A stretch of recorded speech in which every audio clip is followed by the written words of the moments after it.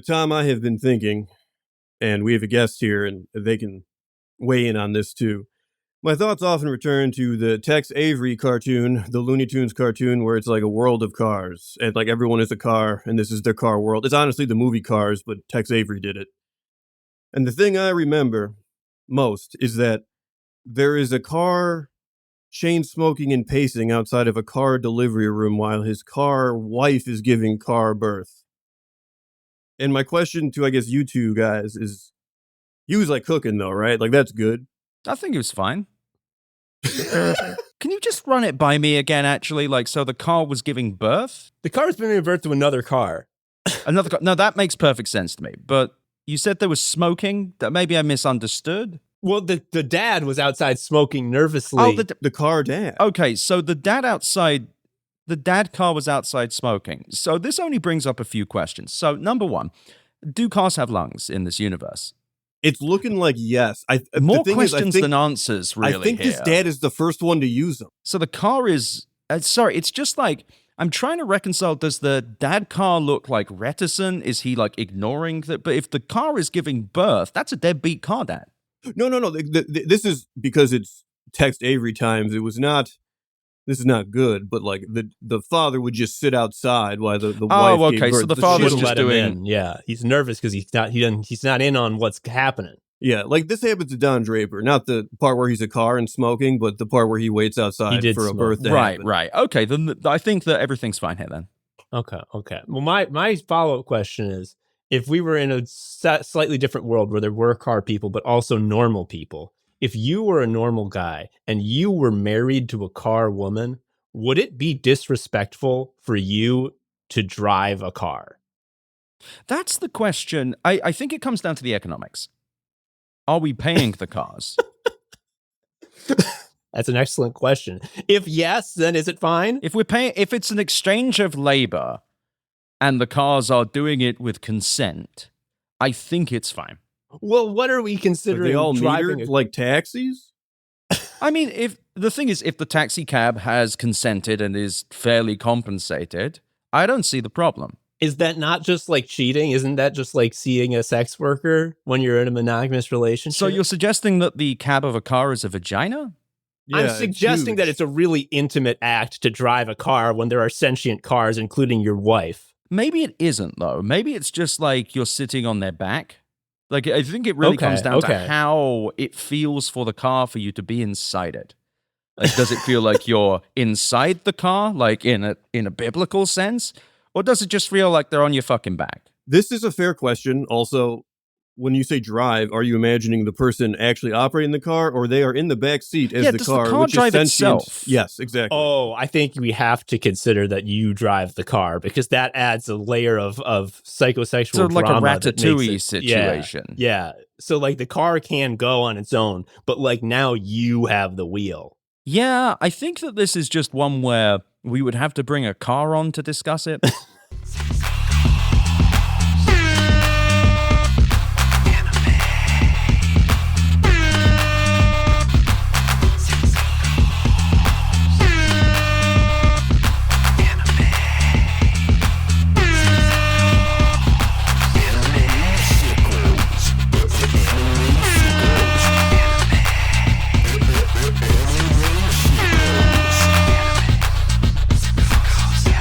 Hello, everybody. Welcome to Anime Sickos. It is the podcast for geniuses and the only podcast where we discuss the 4 pillars of modern misery: anime, gaming, posting, and jobs. I am Tom, an anime sicko.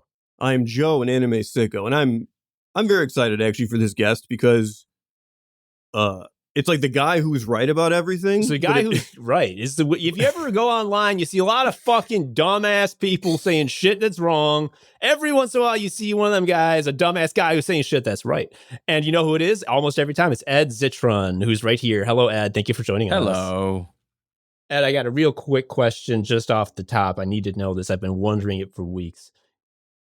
As someone whose livelihood depends on people thinking that you say things that are right, and that you're a guy who knows things correctly and is smart, it sort of, behooves you professionally to put forth an image of knowing what you're doing. Yes. So To that end, what the fuck were you thinking saying yes to a cold DM from Anime Sickos His podcast? email signature says PR. I have been on so many podcasts. I've been on so many fucking podcasts. You threw that. I'm prepared for most things. You threw at me a thing about a living car and the sexual operations and indeed the psychosexual drama of getting inside a beautiful Cadillac, something I think about regularly. So I'm not worried. The pure autism running through my veins allows me to deal with many subjects. That's a lovely answer. I love this. Okay. I feel good now. That makes one of us. I suffer permanently. No, sorry, that's not true. I'm very happy. If there is some rube listening to this, unlikely, who doesn't know who you are or what you're about, how would you sum that up? Can you condense your life's work in a nice little soundbite? Write blog online. Write blog online. What That's blog it. about? What blog about? What blog? No, so I write. I don't even know what I call myself anymore because I run a PR firm and I'm a tech. I think I'm an analyst. Mm-hmm. When you look at analysts, you like, it kind of looks like me. I'm kind of a journalist, but not really. Can I take issue with that? I had a job title that was analyst, and I'm like stupid, so... I consider myself quite stupid at times too, so it's okay. But I mostly cover technology and finance and have a lot of fun doing it. It pays the bills and it's an enjoyable intellectual exercise every time. And at the same time, now I think is the most important time in history to be doing this kind of work. I agree completely. And can I sort of contextualize the moment Sure. for you and just have you chime in? If you have like a brain and you're like aware that all these companies have these crazy investments in AI, and you also know like companies gotta make money, like they have to get a dollar. And then the longer as time goes on and you just sort of see headlines about how these big things are always years away, 2 years away, you might be wondering, I wonder if anyone's thinking about this. And then there's this guy named Ed. I've heard of him. Yeah. How would you describe, would you describe the current status as a bubble, an AI bubble? Do we live in an AI bubble?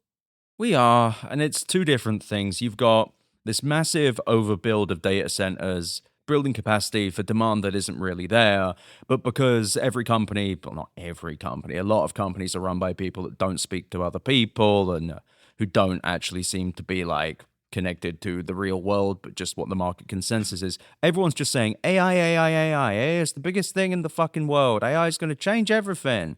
AI is going to do this. AI is going to do that. You'd think that AI was this big deal, but outside of ChatGPT's 800 million weekly active users, and I should add that those also double count logged out people, so that's good. No one seems to fucking care about that. Wait, so it's half that, or? No, it's not half that. It's impossible to tell how many of them are one person or two people. Or whether if it's one person using it across multiple devices, it's impossible to tell. And they even say this in their own academic research. Hell yeah. But so you've got all of this data center build-out happening for demand that doesn't really exist. And no one's really paying for it either. There's only like $55 to $60 billion worth of revenue in this off of $400+ billion of capital expenditures just across big tech, just across I think most of that is Amazon, Meta, Google, Microsoft. And on top of that, you've got $50 billion a quarter from what I was reading in private equity investments in data centers. It's not fucking there. Like the demand is not there. So the other problem we've got, other than the fact that all of these AI companies are unprofitable, is it doesn't look like they can ever be profitable. And actually, on the morning of recording this, I put out a story where a source informed me of Anthropic's, so Anthropic being the second largest AI lab, of their Amazon Web Services bills. And based on my analysis, it doesn't look like this company can ever be profitable. Their costs appear to increase linearly with revenue, which is not good. They don't appear to be coming down. They appear to be getting bigger. And so it's not really obvious what anyone is meant to do here. And Amazon Web Services is only one part of their cloud stack. They also use Google Cloud. We don't know how much they use there. However, I worked out that if they spend 25% as much on Google Cloud, they can never be profitable. Their costs will just continue to linearly grow. And it's crazy. Can I ask a dumb question? No dumb questions. There's so much stuff going on here. There's literally no dumb questions. So computers famously typically scale well. like you're talking about linear costs as revenue grows. So why is there so much headwind here? Like, why are they always stuck with the linear model? We're not seeing this explosive exponential shit because it costs a lot to make all this compute and all of it's silly, but there's more, isn't there? So, to explain, the reason that software companies have been such a big hit on Wall Street is because traditionally their costs do not scale with revenue. You make it up, and you actually can make it up in volume. So the initial startup cost of a company is high because you have to get people and you have to have your IP and the coders need to build stuff. Your infrastructure tends to it gets more expensive, just to be clear, because you have more users, but it doesn't tend to hockey stick with revenue. It tends to grow, but not grow as much because, like I said, it's the startup costs. Generative AI is uniquely expensive and uniquely unprofitable because they use these expensive GPUs sold by a company called NVIDIA, the largest company on the American stock market. I think across which is all its markets. own problem now, right? Like yes, it's gonna kill us.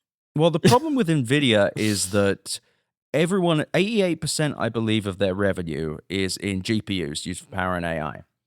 Now, that's a problem if no one's making money off of it, because at some point, someone's going to say, I'm not making any fucking money off of this. But because we're in this weird time in tech where they've run out of big, flashy ideas to wow people with, this is the only thing they've got.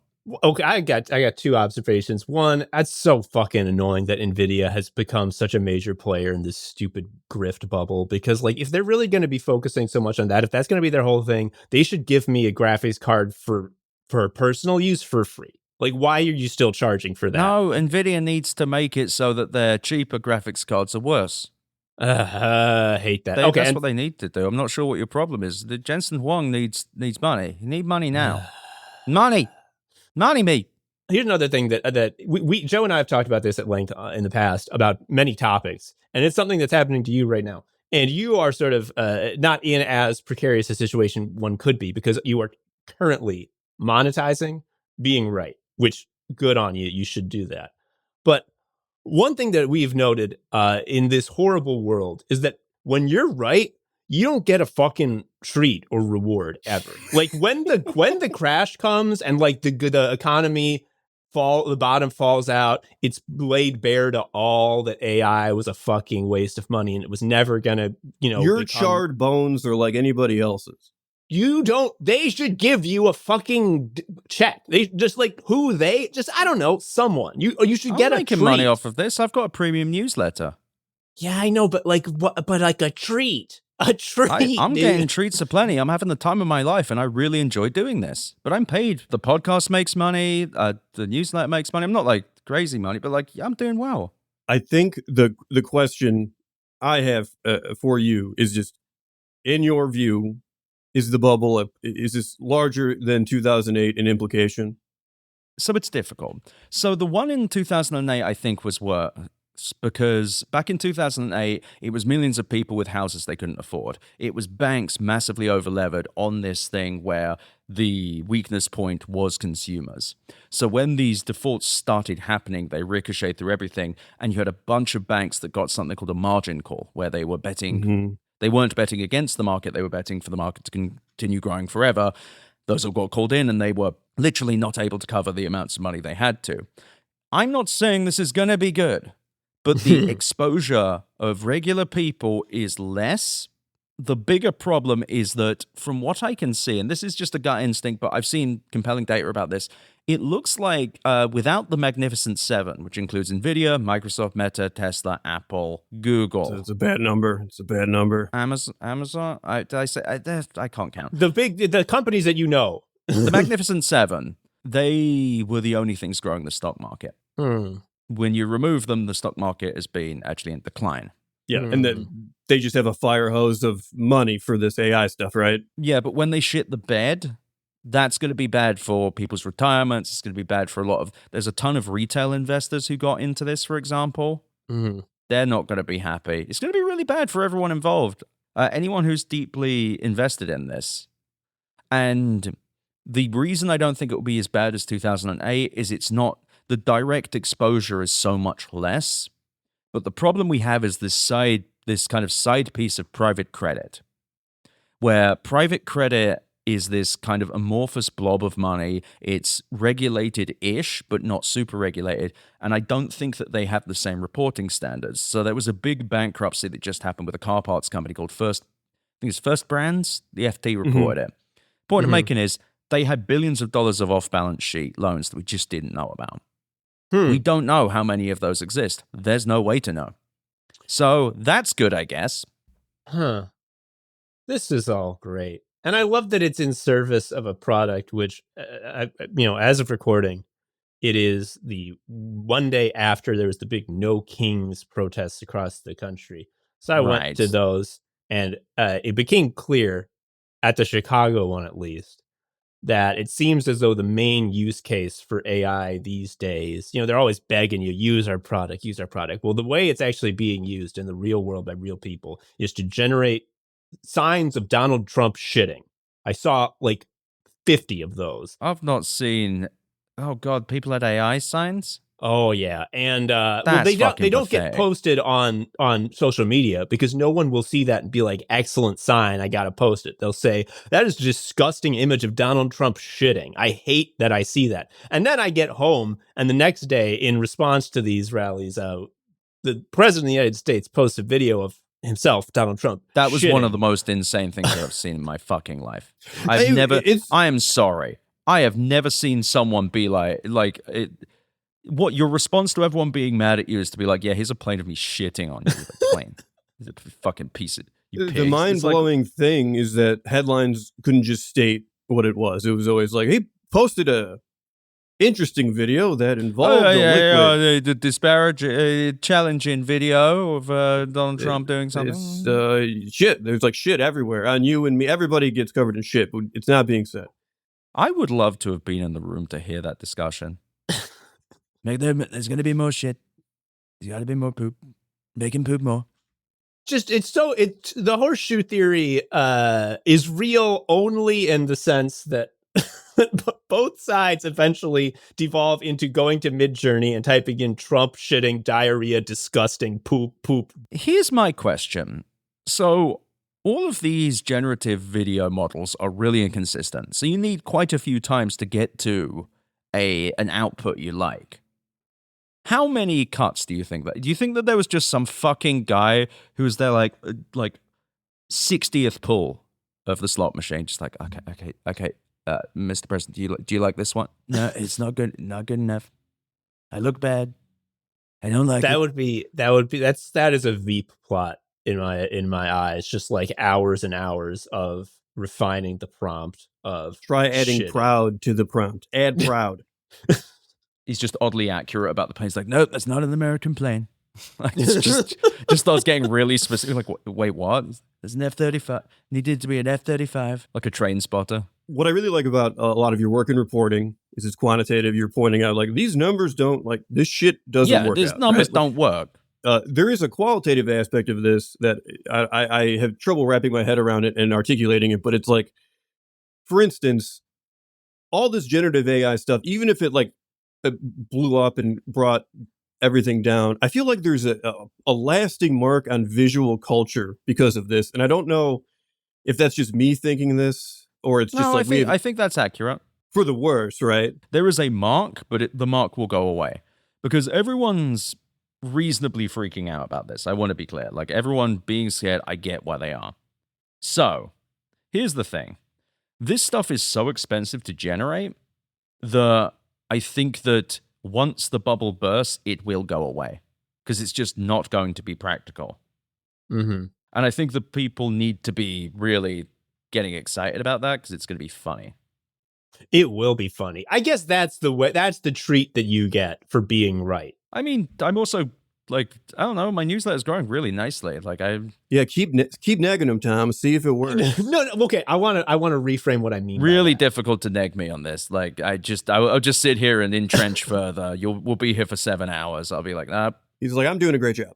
Too much therapy. Right now, you have to convince and persuade, and you're doing a great job of that, and you are being rewarded for that, and you're enjoying doing that. That is incredible, and keep doing it. And that's why I asked you to come on, because I'm a fan of your work, and it has helped me to open the eyes of some of my less plugged in relatives. However, When the time comes when you no longer need to persuade people, when it becomes clear to everyone, and everyone has the thoughts and opinions and beliefs that you now have and are trying to persuade them of, when it becomes the baseline thing to think, you should get like a trophy for being like, thought it first. That's what I'm talking about. You're not going to get that trophy, and I think that's very cruel. I mean, being profiled in Wired magazine, I got profiled in the Financial Times. I feel like I'm getting it, and I think that there's just more fun to come, you know? And I think I try and look at it as this kind of an intellectual exercise. Like this is something where I have put a great deal of time and effort into because the real secret is that I do this for myself. Mm-hmm. Like, I am trying to work out what the fuck is going on because I don't think it makes much sense. I mean, it is a reality-finding mission, right? It is, and it's a lot of fun finding out. Yeah. It's a lot of fun, and I genuinely enjoy it, and I think that it's allowed me to grow as a person, and as I don't know if I'd call myself a creative or a creator. You write a lot of fucking words, dude. Yeah, you are. I do write a lot of words, but it's like that. I had a conversation with my girlfriend the other day. It's like, am I an artist? And it was like neither. My answer is no, kind of, but there's art within it. Anyway, yeah. Like wankery like that aside, I want to know the answer. A lot of this is me trying to find out what the fuck's going on and really elegantly trying to explain it to other people. And in the explaining of it to other people, I am able to understand myself. And if I can't explain it to someone else, I don't understand it. This is the classic teaching is the act of organizing your own knowledge. Pretty much. I didn't know that phrase, but I like it. Yeah, I invented it. We've talked. This is so good. This is so good. This is why I like your work so much, and because we've talked in the past about it being, or at least those in power are attempting to inflict upon us a sort of post-stuff world, where the idea of doing something and like stuff being valuable is just like that is we're done with that. Right. And also like give it the sort of like nexuses of capital and power, such as these tech companies, the fucking administration. They are able to exploit the weakness of the post-stuff world's shared consensus reality to sort of make reality warping fields where like I didn't post the shitting video, or like the video was of me flying a plane. Okay, that's the takeaway. And also, there wasn't anyone at the protest. And if there was, I would have shit on them. I mean, I would have flown a plane over them. And so reality is being toyed with on purpose by evil people. And thus, a reality finding mission such as you have undertaken, how do I put it? Fucking is good and rules. Yeah. And I think that it's shocking how little. I mean, there's tons of coverage, but no one really wants to say what I'm saying, or at least they haven't wanted to in the past, because it requires going against the consensus. And going against the consensus, as I've fucking found, makes people kind of mad at you. Yeah, it's a post-doing stuff world. You have to decide to do stuff, to say something that isn't on the press release you got. And people don't want to do that. I think it's also worth mentioning that, like, all the AI stuff has been integrated into every app ever, for better or for worse. So when you say this thing sucks, you are criticizing, like, not just the Magnificent Seven, you are like literally every fucking app. Well, it's also, to look at it slightly more kindly, Mm-hmm. I think that there is a level here of, I get why other people haven't wanted to, because the moment I started posting this stuff, people are like, this guy's crazy, he's crazy, he's irate, he swears too much. You can't trust him. He's too mad. Swearing's fucking great. It's also, you know what? It's like you actually need to know how to swear. You can't just say it all the time. You'll notice my swear words are actually interspliced into the words in an entertaining manner. It's because you have to. Anyway, I tell my kid this all the time. But it's something where to step out against this requires you to also step out against the way that journalism is structured today. Because most people do not get to write opinion. They don't get to write. They actually don't get to analyze. They don't get to say, well, looking at this, it actually says this, unless the comment is positive. If you start saying negative things like, oh, the company will complain, to which I say, who gives a fuck? But I actually understand where, in some cases, if you rely upon, say, I don't know, like the them to send you news, and they won't send it to you in advance, and perhaps there's a traffic side of that. Perhaps that might be why you don't want to do it. Like, maybe that's why you don't want to touch it. Or maybe you like the companies.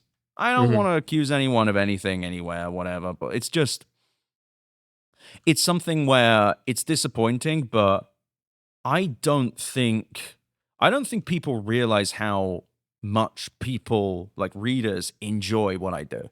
Yeah. Readers fucking love it because they're super interested in stuff. Everyone's interested in stuff, even the deep financial stuff. I had to teach myself all of that as well. Every fucking thing I know, I've had to teach. I didn't do any economics or anything like that growing up. So I feel like it's a challenge to do right, but also you have to do this quite deep analysis, and then you need to step out and say stuff that other people don't want to say. So it's this, I can understand the hesitance to follow. It's also difficult. It's also a difficult fucking thing to do. It's just tough. I mean, I think in the last 2.5, 3 months, I've written at least 7,000 words every single week. Jesus Christ, dude. That's a lot. I wrote 8,000 over the weekend. No, actually, that's not true. I wrote all of that on Friday. Okay. I thought you were gonna be like, oh no. No, my brain's just like, what are you doing? No, I had an insane weekend because I had this story about Amazon Web Services bills for Anthropic, and like I spent the weekend just going over the piece and recording it. But I wrote the script on Friday, and I wrote the whole piece, like the newsletter, on Friday as well. I was gonna be like, how can you do that? But I didn't, because that's a stupid question. But also, it's becoming clear like how you can do that, which is like you carry the sword of righteousness, dude. It is an inherently energizing thing to do. Yeah, and it's also fun, and also I have been watching these people very closely for years, and so it's not like, so for example, the Anthropic thing, that thing might have taken me a week. Except I've spent several months tracking the revenues of this company. Yeah. And so there was a lot of stuff where analyzing the data I got was much easier to do because I had months of research. It was crazy. I also write really fast, as you can probably guess. And it's fun. I enjoyed doing it. And I write faster than I've never met anyone who writes as fast as I do. Maybe Christina Warren is a reporter I know. Christina Warren, legend. She used to write, I think she put out a million in a year. I've done over that now, but I'm just sitting here, just like thinking numbers. Just say big numbers. Just rotating numbers in my mind. Yeah. I mean, number go up. That's a core. Up, baby. That's my favorite thing to hear. Number go up. When a number goes down, I flip out. My favorite comment on my article, which was basically just the prices of all of this, like the amounts that Anthropic had spent, was someone responding with, yeah, I don't like the framing of this, but the data's interesting. It's just like, I don't like the truth. I don't like reality. I don't like what this guy is saying. But what I do like is numbers. It's just like, because there's not to go over the data precisely, but it's like, there's no real response to my work in some cases other than ouch. Yeah. And that's by design, because I'm also arguing with myself constantly. Like as I'm working on stuff, I'm like, what would they say here? What would they say here? What would they say? I'm just going over and over.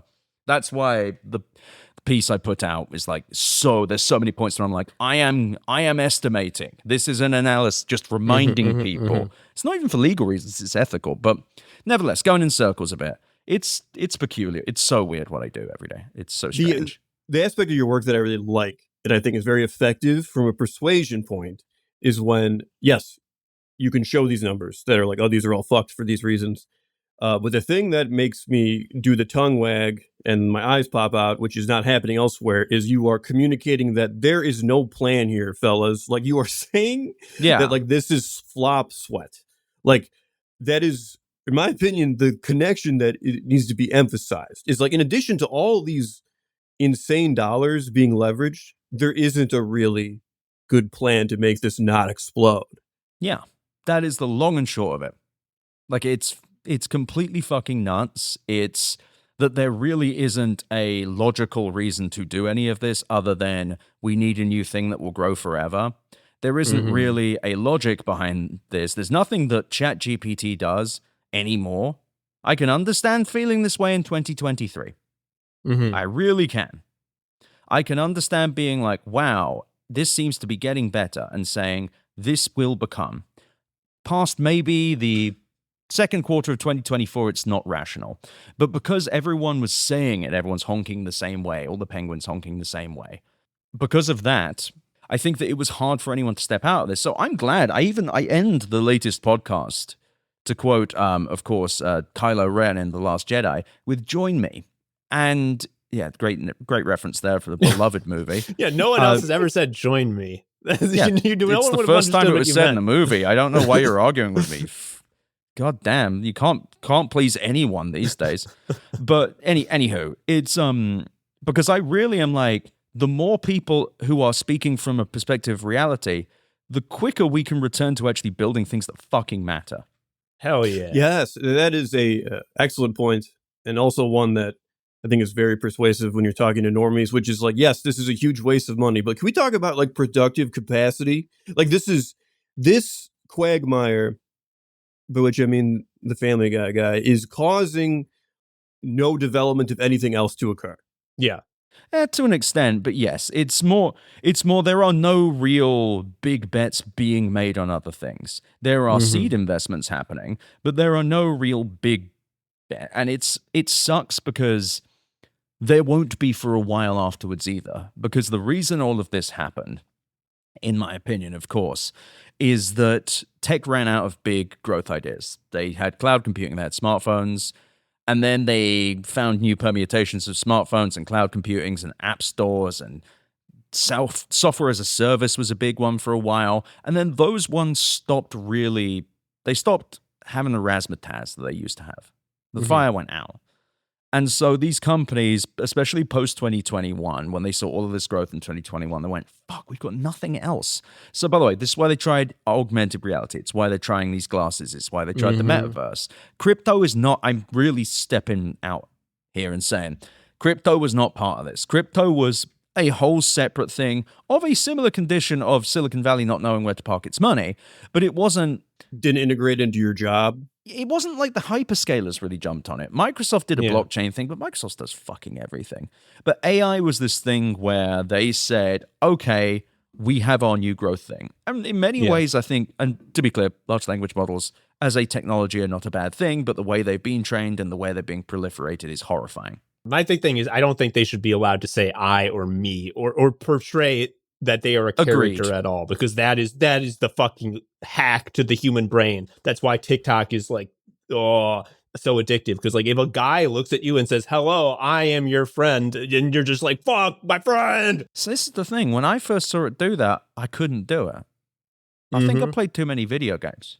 Yes. It makes you too smart. Yes, this is an NPC. It's just an NPC. Yeah. I don't fucking know. I played a lot of EverQuest. Like, am I meant to believe every fucking guy that responds to my hail is alive? Fuck you. But the thing is, regular people, the reason they're feeling like that is because tech has lined it up for them to believe is so. Yeah. They've allowed this proliferation to happen. And so it's just, I keep saying it's frustrating. It is frustrating because on top of all of this crap, this was meant to be the new cloud software. It was meant to be the new enterprise software. It was meant to be the new smartphone. It was meant to be the new app store. It was meant to be the new everything for everyone, always, everywhere. You meant to plug this fucking thing and money comes out of it. The problem is it does the opposite. Yep. It does the opposite. It burns, and the Anthropic numbers I've been party to are real fucking bad. They're real, like their revenue scales with their costs upwards. And it's just like, Jesus Christ, everyone. It's what I've been saying since 2024. I have proof, and no one's really picking up the story, I'm going to be honest. Well, that just means you're a market leader for even more. It means that, and it also means no one wants to fucking touch this. Yeah. The thing is, to accept what I am, it is getting back to the very original question. It's like, to accept what I am saying. Yeah, somewhere. It's very difficult. It's very, very difficult, actually, to just be like, yeah, this thing everyone's saying sucks. I am an independent journalist. I started here's the real thing. In 2021, I had, beginning of 2021, maybe 300 subscribers.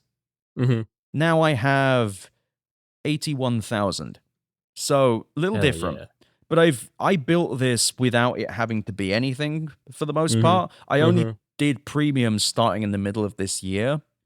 I've built it like this without having a boss to tell me to stop, and I've never had really pushback on it. I've had pushback from some people because there are AI boosters who read the very truthful things I'm saying, and they go, stop it. No, don't do that. Or they come up with like they all have the same talking points. It's like Uber burned a bunch of money. Uber didn't burn anywhere near as much in the last 10 years as they burned in 2 with OpenAI alone. Oh, it's like Amazon Web Services. Amazon Web Services cost $68 billion over 10 years. Amazon has spent $105 billion in the last year on fucking capital expenditures. I also admit I'm an original internet poster. And I've argued with enough people online. I've argued enough to know you have to sit there and think of every way every picture you take, you got to make sure there's nothing in the background. So someone can be like, what's that in the back? Well, you got 2 toothbrushes. What are you doing? You need to close that toothpaste. Oh, how many hairbrushes do you own? Why do you have 2 hairbrushes? What's that cream? Isn't that anal cream? And it's just, I know how people go about stuff. So you have to like double cross everything, which is extremely time consuming. I've had to learn all of this bullshit. You think I wanted to know what any of this meant? You think I would just, no, I had to do a bunch of learning that's really annoying. You have to do it all the time. It's actually quite a challenge to do. So it's much easier to sit with the consensus. And I don't even resent people for doing it. It's much easier to sit with the consensus and say, okay, I believe what everyone's saying. Because you're not going to get in trouble for believing everything that everyone says. Nor are you going to get called out on it unless someone remembers and has kept notes. No, and you're going to be like probably rewarded for having enthusiasm about what everyone is just saying. Exactly. I was at my previous, I was at a SaaS company.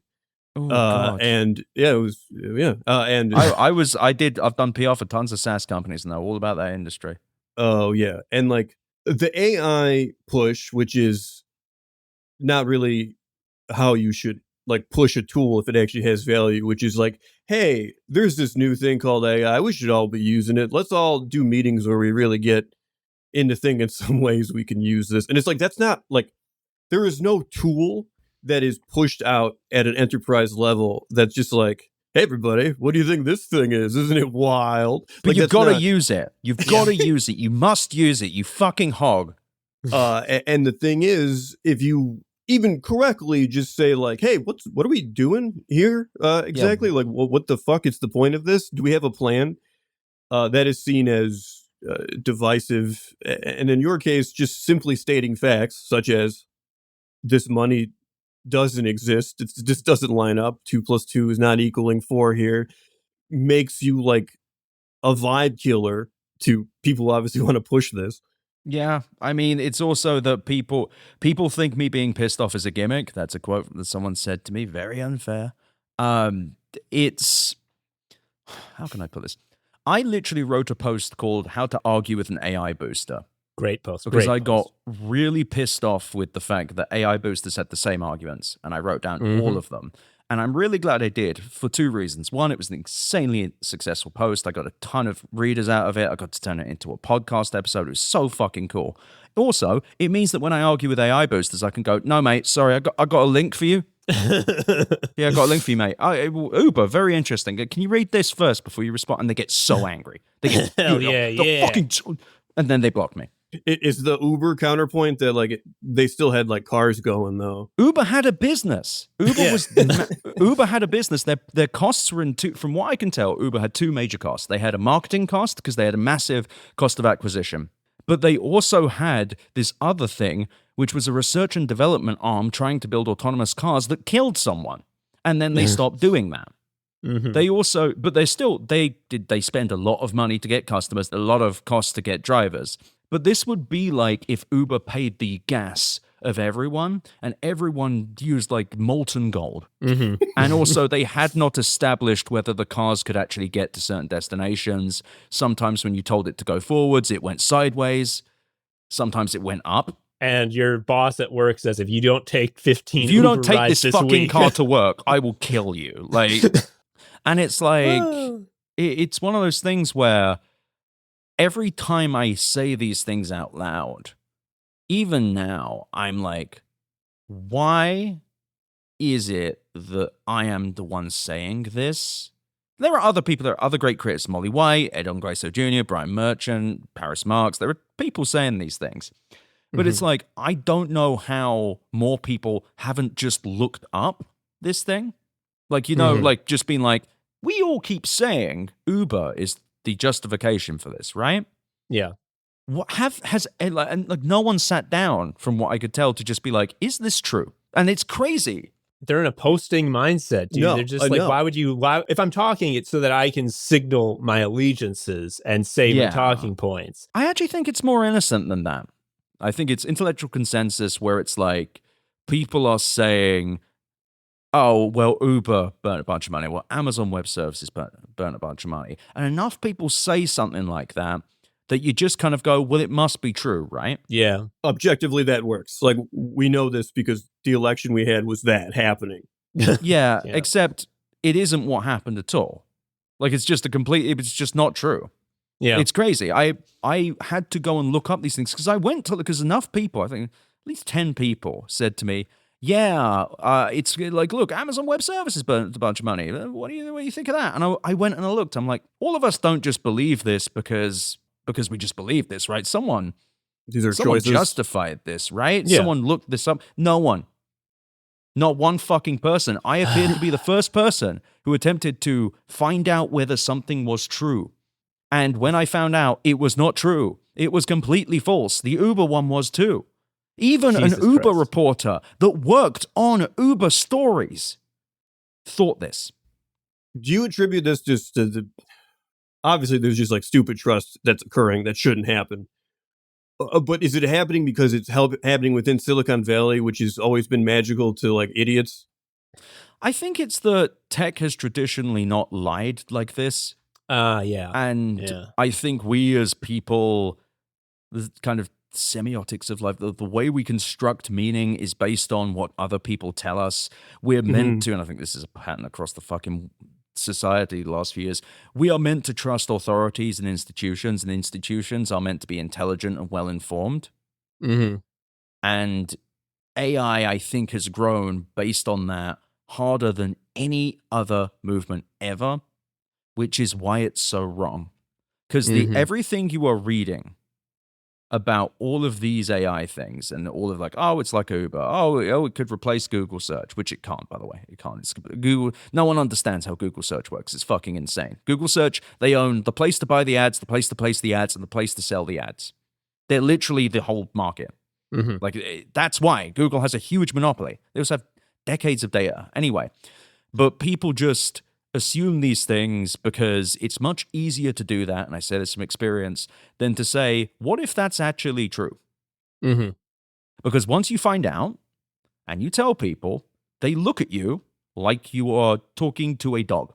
Yeah, you mean you're telling me everyone is on board for this bullshit? I don't think that would be right, because a lot of those people are rich.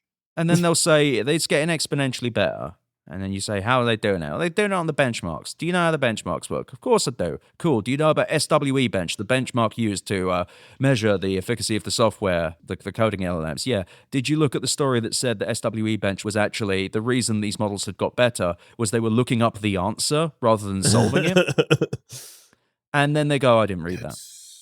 And it's just like, yeah, I get you haven't read everything, but have you tried to read something? And I don't know, maybe I'm something different. Maybe I just have a different way of looking at it. I try not to ascribe too much malice to this because I don't think people are doing this. I don't think anyone's doing this out of malicious intent. I think that there are some boosters who might be, but I don't think journalists who are reporting this and just sticking to the agreed upon tropes are doing so for a reason that's anything other than just, I think this is right and I need to write stories. And the momentum's here and it's easier. Yeah, and like as you've said, like your work is difficult, and it's difficult not just because it is, the logistics of accomplishing it are difficult, but also like we live in a world where it's fucking difficult to do anything, and everything sucks, and we are being put upon in a big way, and there are fewer and fewer opportunities being allowed to people, and it's fucking like just being alive is difficult, and to be alive and thrive, and in addition to that, do difficult work that it goes against the momentum of what's going on.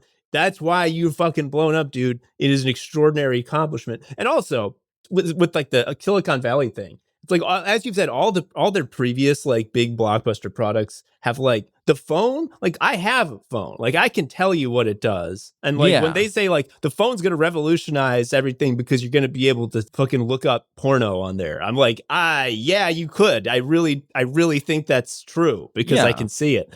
But yeah, when it's like, actually this AI is the worst it's ever going to be right now, and it's only going to get way better. And it's like, you're describing magic. You're saying like, once we get enough newts, the spell is going to pop off. Yeah, Robert Evans said it on the first day of CES, the podcast we did at the Consumer Electronics Show. He's like, this is the worst it's ever going to be. And it's like, that is straight up what the argument is against my work at times is predominantly, nuh-uh. Yep. That's a straight quote from my latest episode. I'm just like, if you disagree with me and your point is it will get better, your argument is nuh-uh.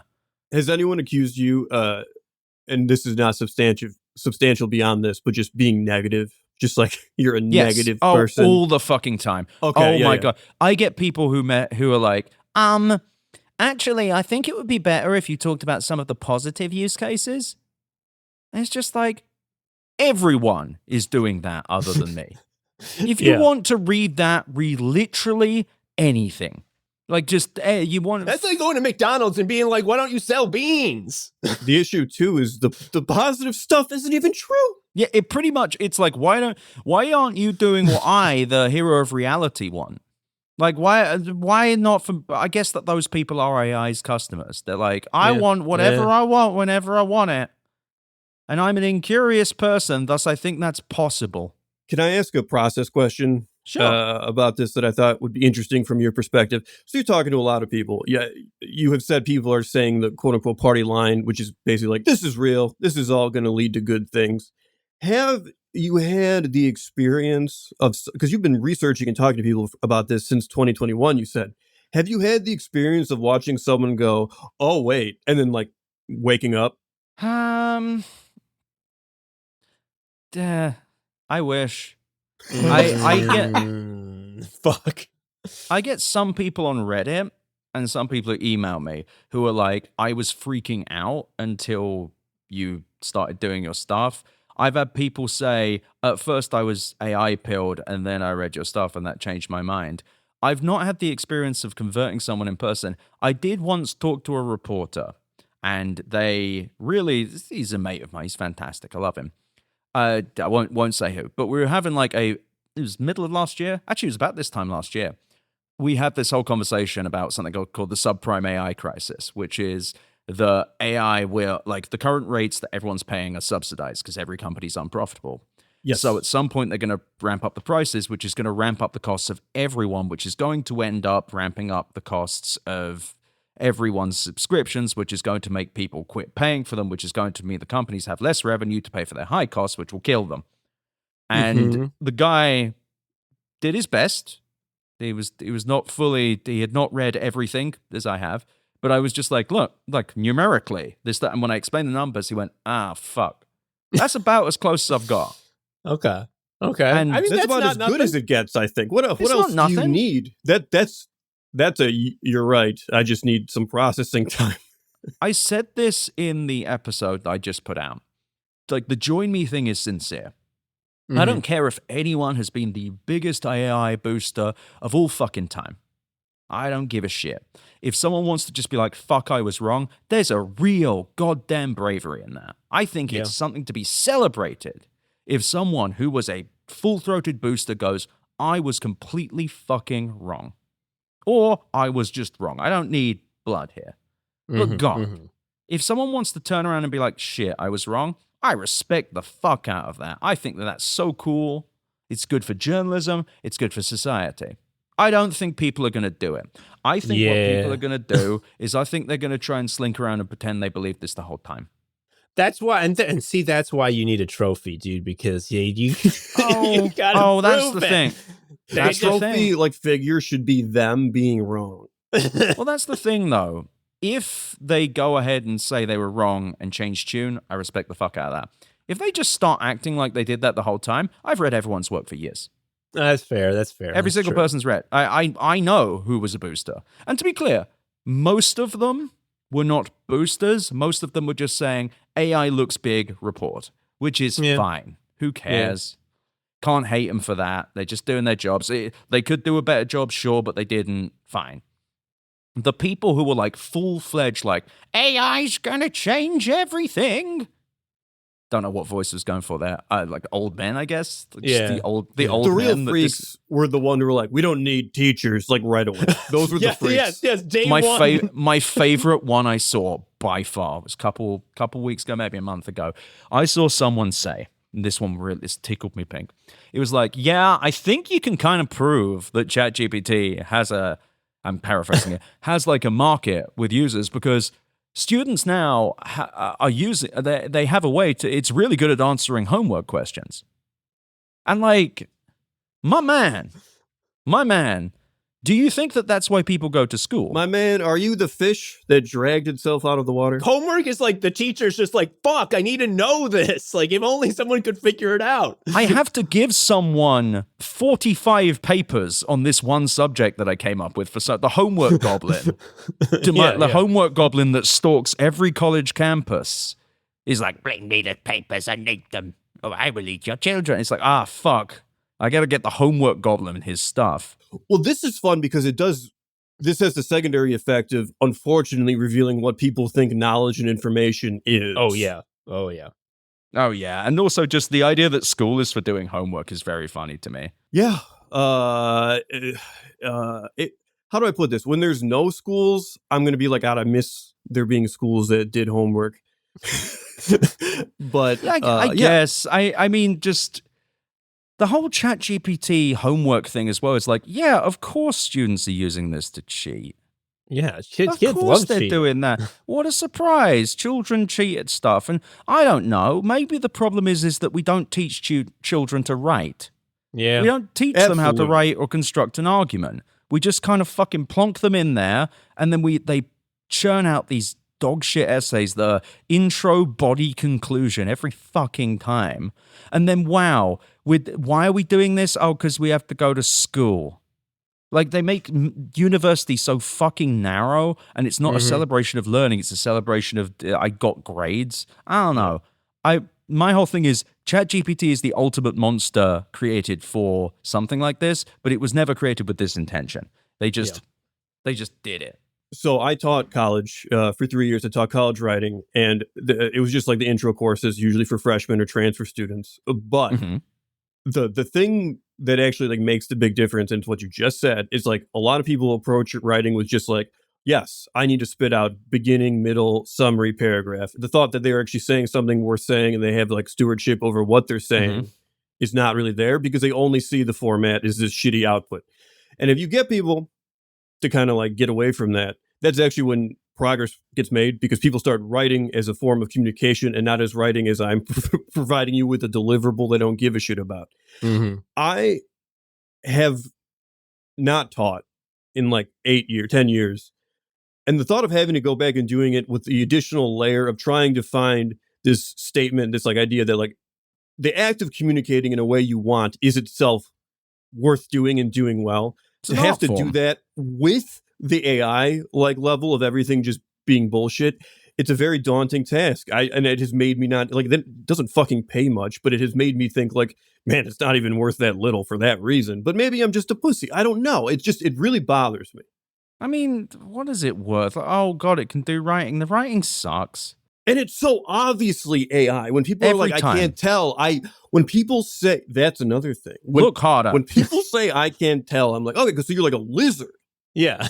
So you've never thought about anything in your entire life. My perfectly smooth brain every day. You can skip this sucker on a pond. The people who still say that like the future of like art and fandom is just like you prompt the movie you want to see. It's just like, okay, so like you've never been born. You have a baby's brain. Yeah, exactly. It's like, because like, I'm sorry, what do you think I'm going to fucking write in the box? Like, make a movie that's perfect. Like, click. Like, huh? What? No, like, but you know what though? I actually think that's a result of something else, which is I think fandoms are evil. Oh yeah, we've had that episode too. We've had fandom success. Fandom culture is evil. So of course these people are like, wow, something that caters to my own extremely narrow definition of what good is. And what does that mean? It means the character I know is doing something. Yep. And are they doing something that refers something else that I am rewarded for remembering? Fish biscuit time. Yum yum yum yum. I get rewarded because I know thing. Wow, thing knower time. It's pathetic, and of course these people think that way. It also does not work. It does not work in that. It doesn't work in that manner. It's not how these things work. Never could. And it never will. Like, even people got very scared of Sora. Mm-hmm. And the thing is, you'll notice that all of those good Sora things, like all of those good Sora videos that you think are good, are like the result of 17 to 25 to 50 different generations to get them exactly right. Also, they can't get Trump's voice right, which that's insane because he has a very distinctive voice that has a very large data set. And whenever you see a Sora AI Trump, it's just like, that's not how he sounds. And people are like, oh, well, there are old people who fall for the slop. It's like, yeah, old people fall for okay. any fucking thing. Yeah, and it's like, oh, that means it's got a use case. No, it's got a use case right now because they're subsidizing it. Mm-hmm. They're subsidizing it, which means that it will stick around as long as they subsidize it, which won't last forever. In fact, I don't think it's going to last a year. No, sorry, to be clear. When I say that, I mean probably sometime in 2026. Mm-hmm. A friend of mine said 6 to 18 months, with 6 months to the top and 18 months to it being worth 5% of what it was. I like that timeline. Damn, so that probably puts us in 2027. That being said, I think the feathers are going to fly soon because OpenAI is meant to convert to a non-profit by the end of the year, and that's not going so good. Wait, what? So... Yo, yeah. Did you not know about this? There's another thing.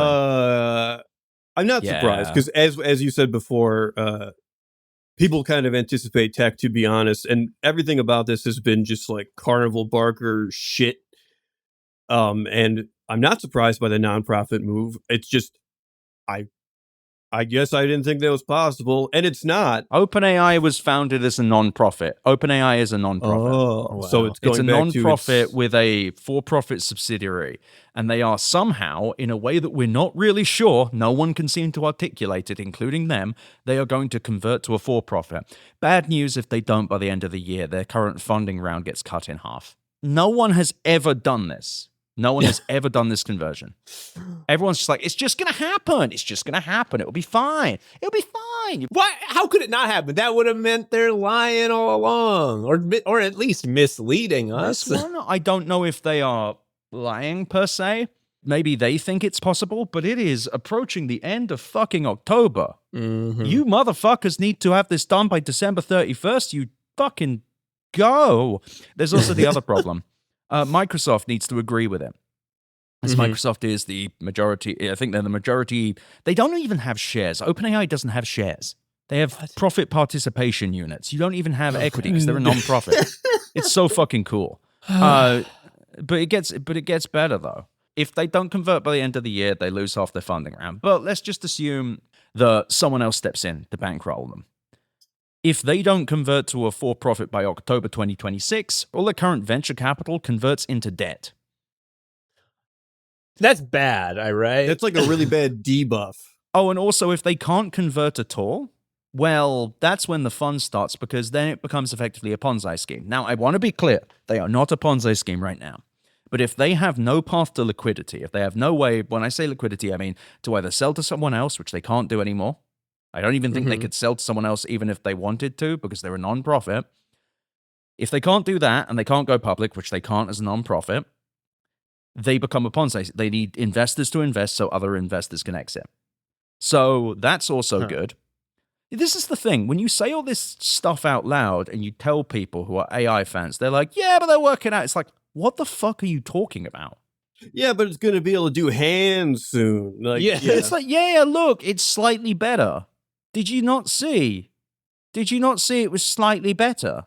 Did you not see the slight improvements? The number went up, you fucking pig. Numbers got to be exponential scaling. If you do linear scaling, you'll never survive the end game. That's basics. Basics. And if we allow China, if China is allowed, because China is scary, if China's allowed to generate Marmaduke with cans, we're fucked. Oh, they're gonna take Taiwan with those cans. It's fucking over. If we don't get Dick Dastardly with big honkers before the Chinese, we may as well shut down the American empire. You haven't even mentioned. I don't know if this is the case anymore. When I was following it more closely, there was sort of like, oh, here's like a totally open project that is a fraction of the cost from China doing something similar. Is that is that happening still, or?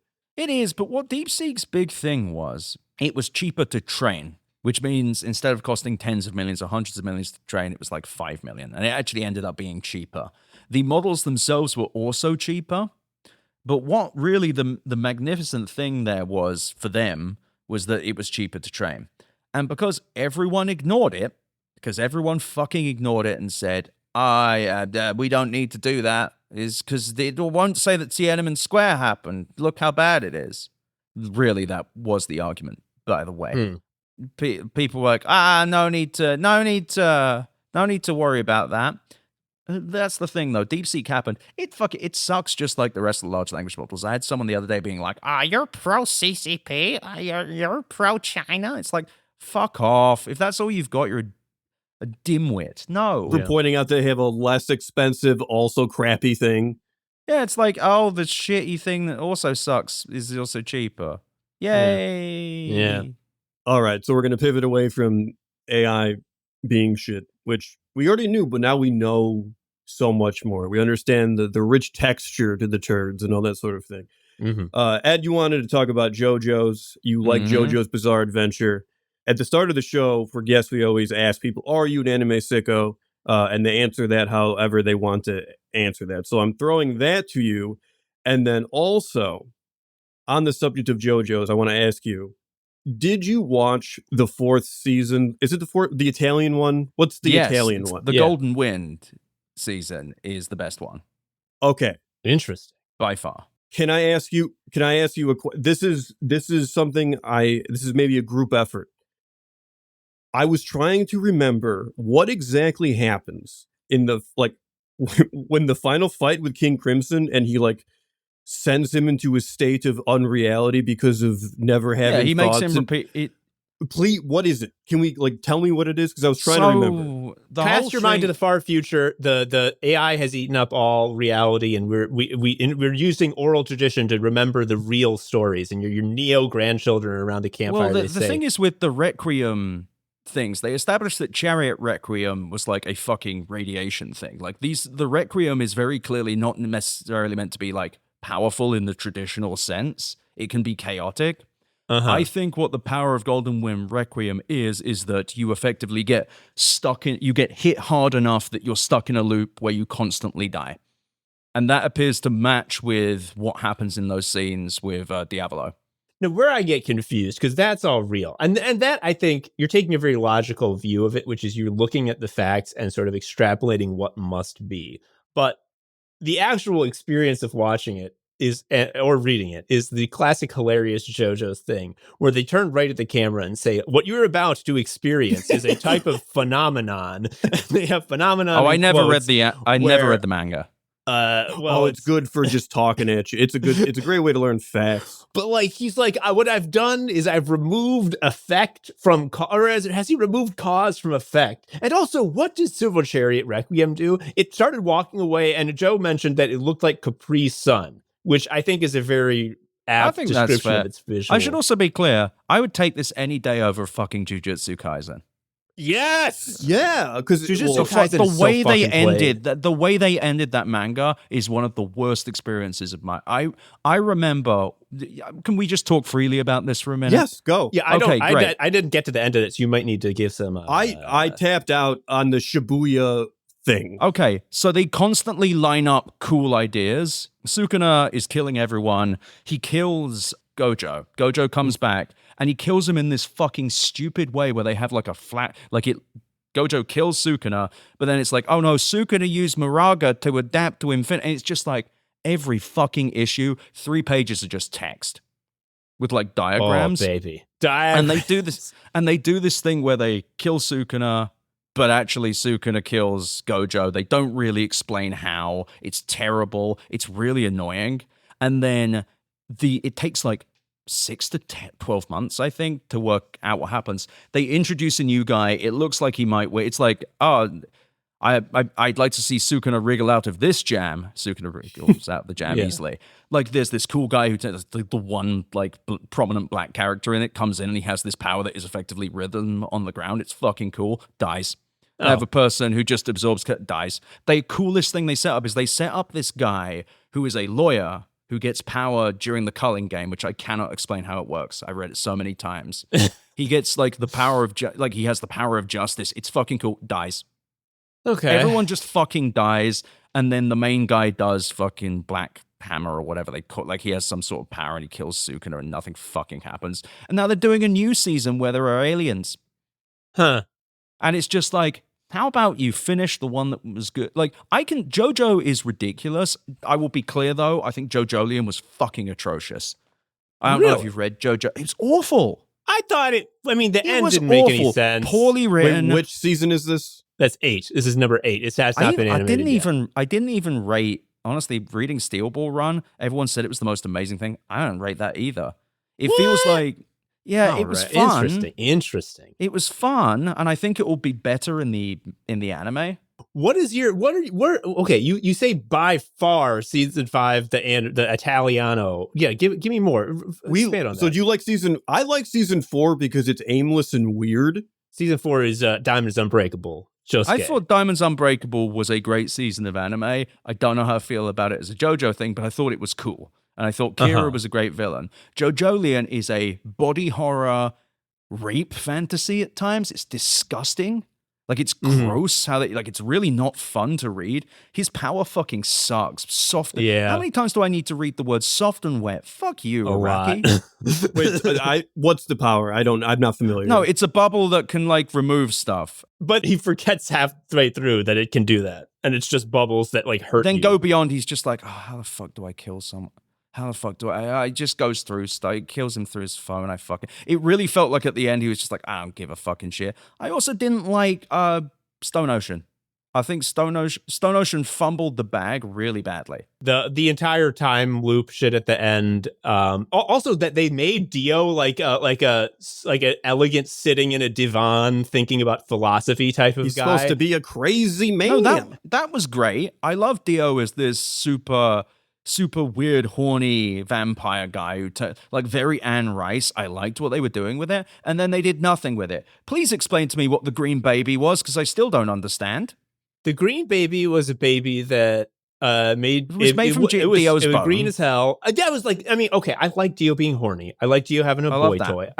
What I don't like is Dio being like, let me tell you about my magic spell. A pinch of bone, a rhinoceros horn. I can accept that. It was dumb. Well, you say that, and then you say, what about the green baby? Those are the same fucking thing, The green baby was fucking stupid. The green baby was so fucking stupid. I don't know why. I know Araki likes doing weird shit, but Jojolian was genuinely at times, I was like, I don't want to read this. It's horrible. Everyone is constantly bleeding.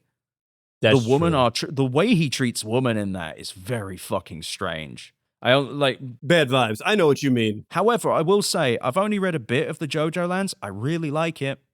I like what they're doing with it. I like the idea of the concept of like that money is kind of drawn to this rock and the crazy things people do for money. Like that is a very JoJo style thing.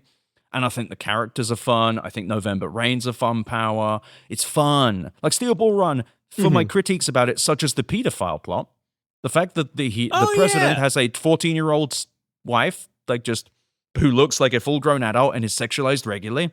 Didn't love that. Don't know what's going on with Araki there. But unfortunately, that's very common. Yes, but never this. It doesn't feel this explicit usually.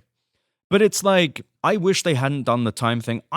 They should have just kept doing the people from Stardust Crusaders. But even then, it was like he couldn't really. You lined up this thing at the end of Golden Wind, like it was the beginning of something. Then nothing happened, and then you get to the end of Stone Ocean. It's like, all the stuff you liked, it never happened.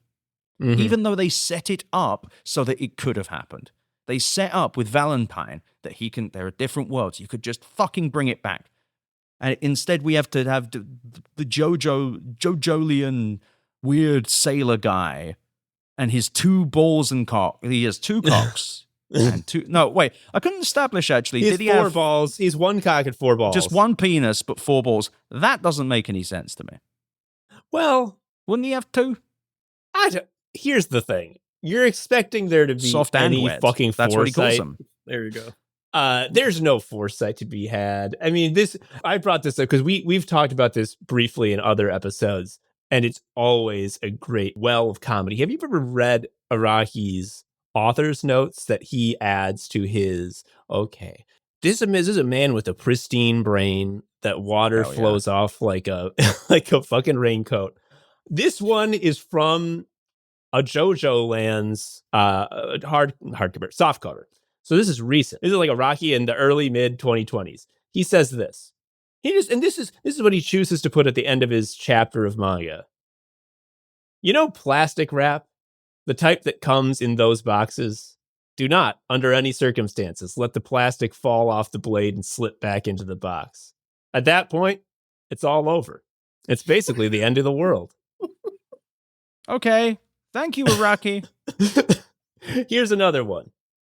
While walking to work, I'll sometimes get stopped for police checks, but other times people will just hand me food. They'll be like, would you like some persimmons to go? Perhaps some radishes? These people don't even live nearby. I don't know who some of them are.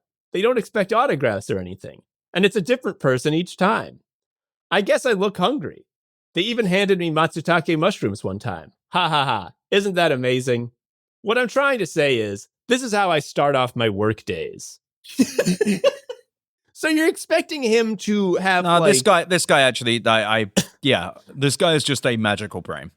Yeah. He's just, I will also say the other disappointment I had with Jojo Leon is, I think Wanderer of You is one of the coolest ideas conceptually. I think the idea of the cataclysm was a fucking stupid call. I get, he probably at first I'm like, he's trying to avoid doing a big fight scene, when that's all the end, and then there was a bug called doody doody, fuck you. Go back to doing fun stuff. Why is Johnny Bravo got a sentient stand? Like, fucking, it's just it almost feels like he's deliberately trying to make it unsatisfying, and everything you've told me makes me believe that might actually genuinely be the case. That he's just like, fuck the fans. I think he's doing a sincere job. He's like, I'm killing it. Yeah, he's probably making exactly what he wants to make. But like on some level, that frustrates me. But on the other hand, I'm like, I was just complaining about fandoms having too much influence. So I'm kind of like, I'd rather have this. I would rather have something which is like, this is bad to me, but it's what he wanted to make. My honest thought is that he is not a long-term thinker as a fiction writer. Yeah. So the wonder of you, like, what if there was a stand that like was so different than anyone that we've seen so far? It's not like a physical threat. And it's not like it's gonna like kill you. It's just like cool. Yeah, like what if even the concept of opposing it just made you lose? And like, that's fucking badass. Cool. That was cool, but probably it didn't play out very well. Like, yeah, because most writers would not put that in their story unless they already knew kind of what the win condition was. I guarantee he had no idea. A bubble that travels through a cell phone. The most killer example of this is in the Italian saga, which is you have that guy who has that stand that produces a freak that shoots poison and it's uncontrollable. And it's just like, oh, this is a really annoying guy to have in your team. And then the way they deal with it is he just like gets on a boat and says bye. Well, wasn't that guy based on a friend of his? I wouldn't be surprised. Well, no, I've heard that he was based on a friend of his. So he wrote him out because he got mad at him, which I love. Oh, he saved him in a way. It's one of the only times where there's a stand where the power has really is like in theme with like a metaphor for the person's personality. He's uncontrollably violent. He loses control of himself, and so like it's hard for him to control it. You could really tie that into character work. And then he's like, he's not getting on the boat. He retired from here's manga. The thing, though. Here's the thing. I love that fight. The Mirror World fight. Great. It is amazing. It's like Golden Wind is the best season of anime ever, by far. Tell me more. Give me the reasons. Give me your. It has the best music. The Traitor's Requiem theme is what I listened to. I was posting my biggest story of all time this morning. I fucking blasted Traitor's Requiem when I woke up.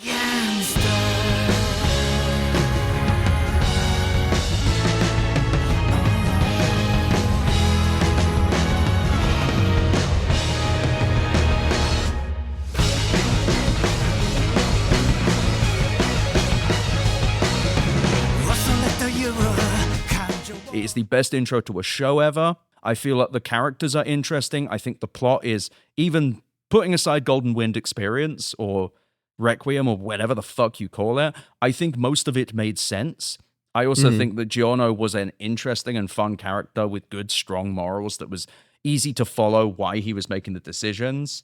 I think that there was something really interesting he didn't do with the fact he was Dio's kid. I think the other characters, however, were I think Bucciarati was great. Some of the fights in that were so incredible. Like the Grateful Dead Beach Boys fight, fuck yeah. Is that the fish hook? Yeah. Oh, and yeah. The fish hook was such a good idea as well, because at its surface, that feels like a really stupid power, but it's not. It's terrifying, and you're constantly about to die.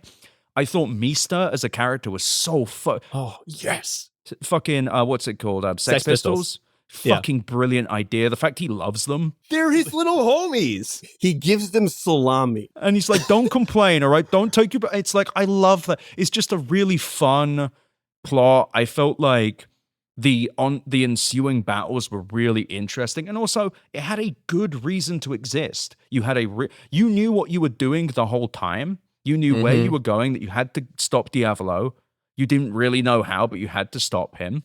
All of the bad guys just get it in the most satisfying. When the guy gets like run over, like it just fucking gets done in after boot. Everyone, like, you kind of beat them with brains and brawn. It was fun, and even like the ending. Like, the ending was cool. I really don't know why they were going to the Colosseum. The guy was dead. They killed Diavolo. He was dead. Someone becomes a turtle, yeah. No. No one becomes... Oh, yes, sorry. Polnareff does become a turtle. Bro, I know there was a turtle. You can't tell me there was a turtle. No, I knew there was a turtle, but the turtle was the thing that they hid inside. I also think, like... and then also, but Polnareff became the turtle. And becomes he the turtle. Yes. Sorry, mouth. Pardon me. I also like the idea that Polnareff got fucked up just because he, like, used his stand to pick something up. Like, just like, that sounds like that horny-ass pervert. Yeah. And I don't know, I felt like it was a really smooth drink. I think some of the fights, which like, it reminded me of, like, this show called Human Target that I loved, that was like a real adventure show. It reminded me of, like, Mission Impossible. The music as well. And then I repeat myself, Traitor's Requiem, the final theme, is the best. It's the best opening credits to anything. But I like Fighting Gold too.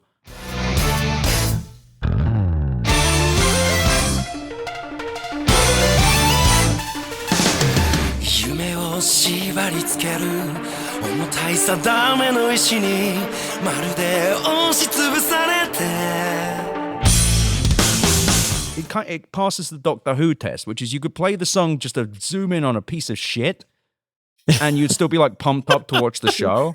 Yeah. It's just a slow pan on a dog turd. You're like, oh, I'm still in.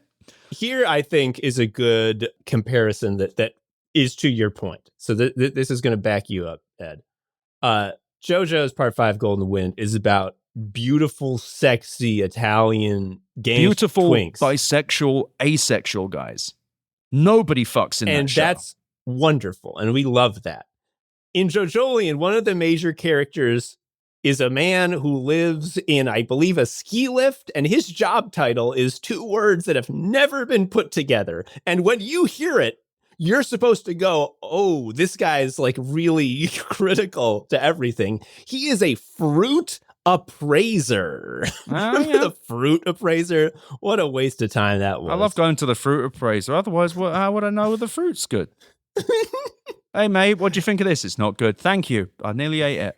His stand was doggy style, which, along with soft and wet, is incredible. An incredible set of words for people to be saying over and over with no humor. It's like you look at Golden Wind, and like the first fight you see Mista in is a guy who can like stick stuff to like holds things in the air, and it gets down to this thing where it's one bullet and they survive.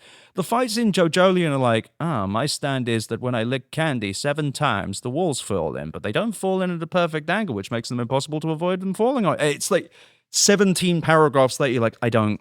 Can you just tell me how? Does this connect back to anything I care about? That's all I thought the entire time, and the answer was no. There was so much.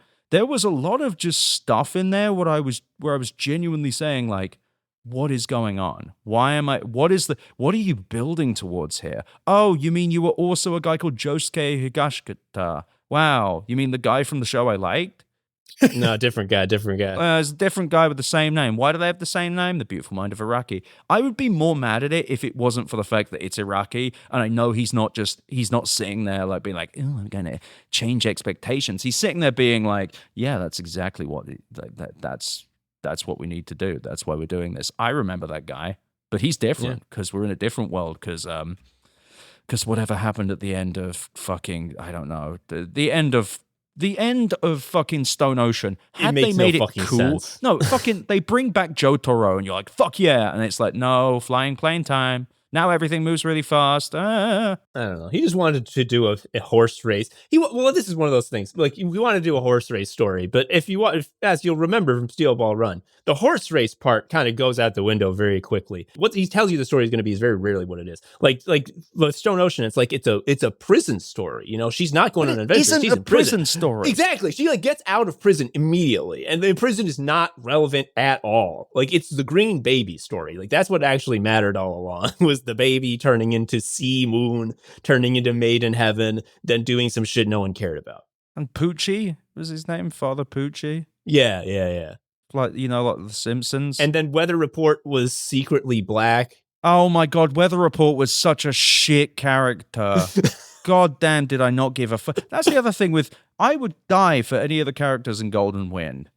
Like, they were all so cool. They were so same with fucking Stardust Crusaders. What an incredible scene. The gambling episode of that. My God. So good. So satisfying, so interesting about like friendship and about one's core strengths and the ways in which someone can manipulate you. Wow, what an interesting thing. And then it's like, oh, what we're going to do? We're going to do a fucking prison story.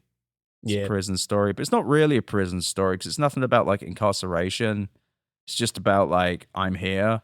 It starts off really well and then it gets really bad. I mean, to do a prison story that actually spoke to the realities of prison, you would need someone who was ready and able to sort of mentally get into that. And Iraqi, the way he starts his work days is someone hands him mushrooms and he goes, Nani? So, yeah. He's like, he's just walking around. Does he bring a bag or does he just have them in his pockets?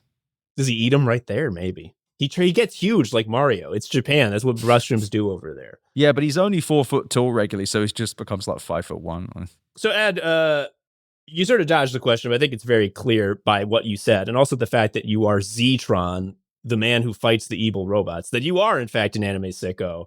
I think that's fair. Yeah, I gotta say, as an anime sicko, thank you so much for coming on Anime Sickos. This has been a delight in a huge way. I will end with one other comment, because I've been quite negative. I think what they are doing with Boruto may be the most interesting thing they've done with a manga in some time. Boruto? Now that I have never touched, because I read Naruto and I was like, I love Naruto. Mid. But you like the zombie war? Boo! Yeah, actually I did. I thought the zombie, MF. the way, what was the... Zitron's wrong. Nothing he says about AI is true. That fight with Kabuto, where they hit him with the special Sharingan power that traps him in a loop, is actually very reminiscent of JoJo's Bizarre Adventure. In fact, I think that's where they fucking ripped it off from. I thought Naruto was great. There are definitely some bad parts. There's definitely some bits where it slows down too much. But I thought there are some amazing moments in that. Anyway, but Boruto, the manga, has got so good because they're no fear. They're just doing something new, and it's fucking great. Anyway. I guess I'll have to read Boruto, something I never thought I would say. Hell yeah. Well, good to know. Anyway, where can people find your shit online? Betteroffline.com. Hell yeah. You find all my shit there. Find my newsletter, find my blog. Go download my fucking Anthropic Costs podcast episode. Please, God. Hell yeah. Do it. Listeners, do it. You're going to see such a huge bump from this Anime Sickos episode. This is really going to put you over. This is what's going to do it. Hope you got your eye on a boat. I'm going to get handed so many mushrooms. This is what I'm trying to say is this is how I start my workday. What a sentence to say. To think of that and write it down and have it be published. I've been Tom, an Anime Sicko. I've been Joe, an Anime Sicko. Can I say I'm Ed, an Anime Sicko, for sure. Hell yeah. That's all the time we got. This was an excellent episode. Thank you for listening. See you next time. Bye-bye. Bye. See ya. Thank you for listening to Anime Sickos. I've been Tom, a sicko. You can follow me on Blue Sky at Tom Harrison. Joe was also a sicko. You can follow him on Blue Sky at Sharia Uncle. You can follow Anime Sickos on Blue Sky at Anime Sickos, or email us at animesickos@gmail.com. You can give us money at patreon.com/Anime Sickos if you want. Please leave us a review or something. I don't know. Tell a friend. Anyway, until next time, bye.